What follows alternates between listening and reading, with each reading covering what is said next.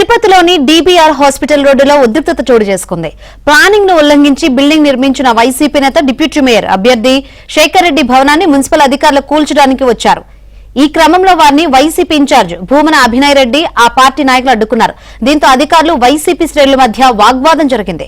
కూటమి ప్రభుత్వం దాడులకు దౌర్జన్యాలకు భయపడవంటూ భూమన అభినయ్ రెడ్డి వైసీపీ నాయకులు నిరసనకు దిగారు. దీంతో వారిని పోలీసులు బలవంతంగా అరెస్ట్ చేసి పీఎస్ కు తరలించారు. అక్రమ కట్టడంపై కార్పొరేటర్ శేఖర్ రెడ్డికి ఇప్పటికే నోటీసులు ఇచ్చామని చెబుతున్నారు మున్సిపల్ అధికారులు.